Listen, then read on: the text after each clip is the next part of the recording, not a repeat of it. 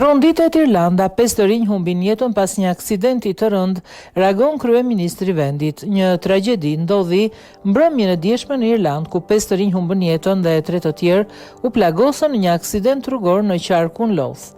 Sipas policisë, përplasja ndodhi kur një makinë me 6 persona u godit nga një SUV. 5 viktima, 3 meshkuj dhe 2 femra, të moshës 21 dhe 23 vjeç, po udhëtonin drejt Dundalkut në momentin e ndeshjes. Kryeministri irlandez Michael Martin u shpreh i mpakur dhe i tronditur, duke shprehur ngushëllimet për familjet dhe miqtë e viktimave dhe të plagosurve.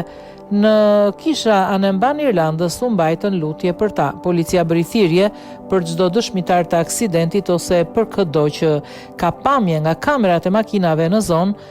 Mes orës 20:30 dhe 21:15 të së shtunës të kontaktoi autoritetet. Duke folur pranë vendit përplasjes, inspektori Liam Gerakti theksoi se e diela ishte dita botërore e përkujtimit të viktimave të aksidenteve rrugore.